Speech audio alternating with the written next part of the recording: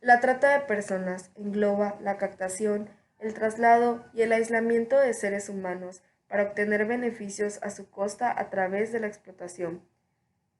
Considerada la esclavitud moderna, constituye una clara violación de los derechos humanos de las víctimas, siendo el segundo negocio ilícito más lucrativo, solo después del narcotráfico.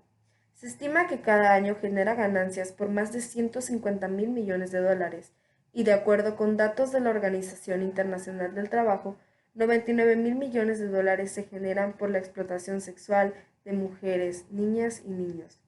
Se estima que 45.6 millones de personas son víctimas de este delito alrededor de todo el mundo.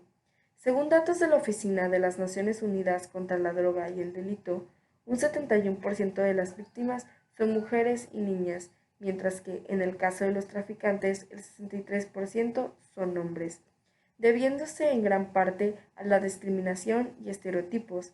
Sin embargo, en ambos casos destacan características que sitúan a una persona en una situación más vulnerable, como pueden ser el nivel económico o sociocultural. Sin embargo, si nos remontamos en la historia, estamos hablando de un fenómeno mundial, que además que atenta con todos los derechos humanos, ya que es incompatible con el respeto de la dignidad de las personas, poniendo en peligro el bienestar individual, la familia e incluso de la sociedad, se ha hecho presente desde el inicio de la historia. Fue hasta finales del siglo XIX que se reconoció como un problema social, donde se le atribuyó trata de blancas, refiriéndose principalmente al comercio y explotación sexual de mujeres blancas, europeas o americanas, diferenciándolo claramente de la esclavitud de personas de tez negra, que en esa etapa era legal. A mediados del siglo XX evoluciona a trata de personas, englobando así a las víctimas sin hacer ningún tipo de discriminación por su raza, sexo o edad. Después de la Segunda Guerra Mundial, gracias a las diferentes migraciones, se expandió por todo el mundo y adquirió nuevas modalidades, como en la actualidad lo son las redes sociales, donde victimarios ocultan su identidad mediante la creación de perfiles falsos y así buscan factores de vulnerabilidad en publicaciones referentes a falta de empleo, estado de ánimo o diversas situaciones personales, de igual manera generando confianza o apego, haciendo un mayor énfasis en adolescentes, siendo así las redes sociales consideradas de gran impacto en este fenómeno.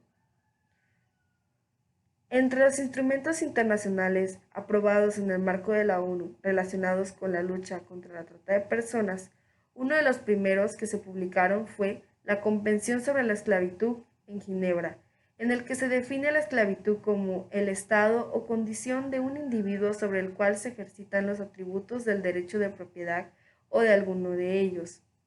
Sin embargo, hay muchos más, como lo son la Convención Internacional contra la Trata de Personas y la Explotación de la Prostitución Ajena de Naciones Unidas, que fue creada para la lucha contra la explotación sexual. El Convenio sobre la Eliminación de todas las formas de violencia contra la mujer, que en el artículo 6 de la parte 1 hace énfasis al compromiso que hace falta por parte de los Estados para eliminar la trata y explotación sexual de la mujer. La Resolución de las Naciones Unidas sobre la protección de los menores frente a la trata y la explotación sexual. En este documento aparecen las medidas que hay que adoptar para impedir el secuestro, la venta o la trata de menores con cualquier fin. La Convención sobre los Derechos del Niño, que establece que todos los niños nacen con los mismos derechos sin excepción, e inicia la protección de los menores de edad ante la explotación económica y cualquier trabajo que interrumpa su desarrollo o educación. Los estados deben tomar las medidas necesarias para evitar el secuestro, la venta o la trata de niños para cualquier fin y deben protegerles contra todo tipo de explotación o abuso. El protocolo para prevenir, reprimir y sancionar la trata de personas, especialmente mujeres y niños, que complementa la Convención de las Naciones Unidas contra la Delincuencia Organizada Transnacional, o también conocido como el Protocolo de Palermo, en el cual se definió por primera vez la trata de personas. Se suele resumir haciendo referencia a los elementos principales de esta. Los elementos son a. La acción, que va a englobar todos los verbos que integran la conducta típica: captar, transportar, trasladar, acoger o recibir a la víctima, y puede dividirse en tres etapas. La primera es la captación, que se produce manipulando a la víctima. La segunda, el transporte y el traslado, que puede ser tanto dentro como fuera del propio país. Y la tercera, el acoger o recibirla en el lugar en el que se va a realizar la explotación. Como segundo elemento tenemos los medios, los cuales son los mecanismos de sometimiento que emplean los victimarios para que las víctimas cumplan con sus órdenes, como pueden ser la violencia, intimidación, engaños o abusos de situaciones de superioridad o de necesidad o de vulnerabilidad. Según los medios empleados, podremos distinguir hasta 3 tipos de trata de personas, en las que se encuentran la trata forzada, que es cuando se realiza a través de la violencia o la intimidación, la trata fraudulenta, cuando se hace a través del engaño, y la trata abusiva, cuando es aprovechando una situación de superioridad o de vulnerabilidad y necesidad de la víctima. Y por último elemento tenemos los fines, la explotación de las víctimas en cualquier modalidad. Entre ellas se encuentra la trata para la explotación laboral, donde las víctimas son obligadas a realizar actividades que produzcan beneficios, a ser esclavos, convirtiéndose en objetos y privándoles de todos sus derechos, a la servidumbre y a cometer actos delictivos. La trata para la explotación sexual. Esta forma de trata ha sido durante muchos años la más investigada, y según investigaciones de las principales organizaciones que luchan contra la trata, esta es la principal finalidad por la que se lleva a cabo el delito. Entre otras formas de trata, en las cuales no encajarían en los 2 grandes bloques que acabo de mencionar, se encuentran la extracción de órganos para el tráfico ilegal, obligar a la víctima a celebrar un matrimonio forzado.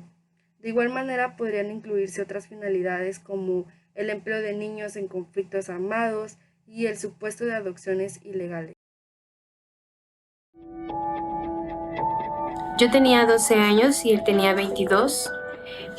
Cuando yo lo conocí aquí en la Ciudad de México.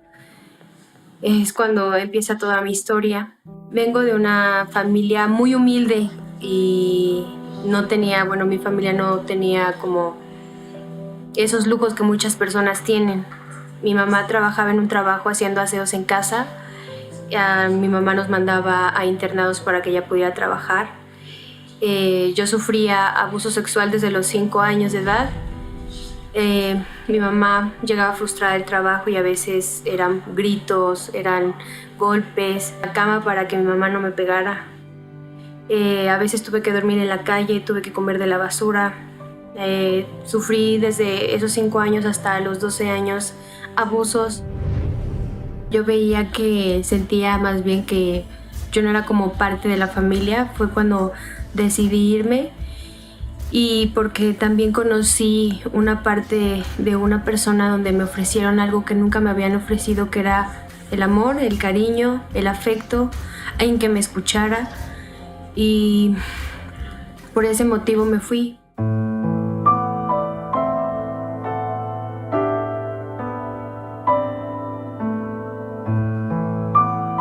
Su verbo de él, sus palabras de él eran muy convincentes. Y aparte yo me identifiqué mucho con él porque él me dijo que había pasado por algo similar a lo que yo pasé.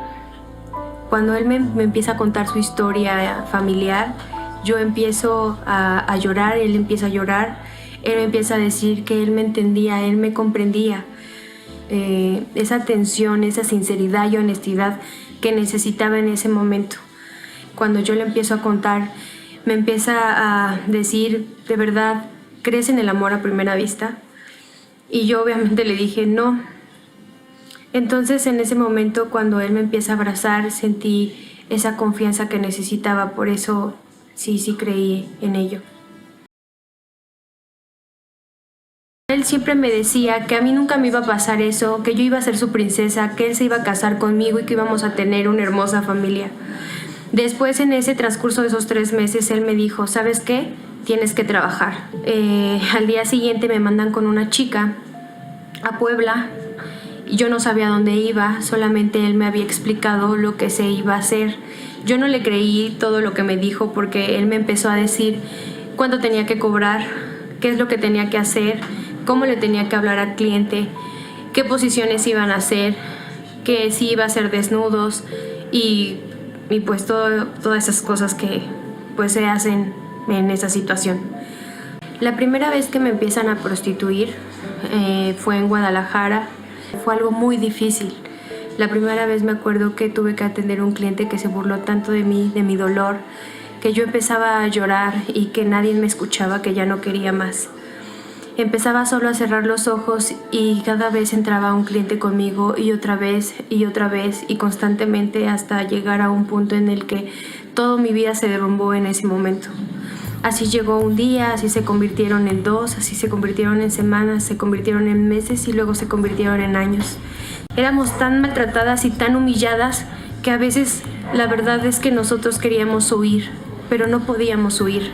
Nos amenazaban con nuestra familia. A mí, en mi caso, me amenazaban con una foto de mi mamá, con una foto de mis hermanos. Y me ponían la foto en la mano y me ponían una pistola en la cabeza diciéndome que si yo no hacía lo que ellos me pedían, iban a matar primero a mi familia. México es un país de origen, tránsito y destino de la trata de personas en cuestiones de explotación sexual y trabajo forzado. En México existe la ley para prevenir y sancionar la trata de personas, a partir de que Baja California se convirtió en el primer estado en adoptar una ley sobre trata en 2008.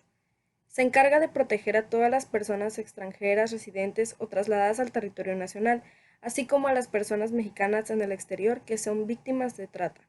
Tiene como objetivo prevenir y sancionar la trata, proteger, asistir a las víctimas y reparar el daño. Sin duda alguna, la trata de personas es una actividad atroz y repugnante que debemos prevenir. Como sociedad, lo fundamental es mejorando la comunicación de niños y adolescentes con sus padres y desarrollando vínculos afectivos sólidos que a su vez generen apego. Si los padres están muy ocupados o no les dan el tiempo necesario a los menores, estos sufrirán de abandono emocional y más aún con abandonos de necesidades primarias no tendrán mayor confianza y es cuando recurrirán a la búsqueda y por parte de las autoridades, asegurándose que todas las personas tengamos suficiente información acerca de nuestros derechos y facultades, creando campañas de concientización y sensibilización sobre el problema de la trata de personas, erradicando las prácticas y los discursos xenofóbicos y discriminatorios, llevando a cabo medidas sociales, educativas, legislativas, económicas, políticas y culturales para frenar la demanda que propicia la explotación de las personas, ya que este problema tiene como raíces la impunidad y la corrupción. Asimismo, en muchas ocasiones este fenómeno se encuentra vinculado a los flujos migratorios, a la pobreza y a la delincuencia organizada.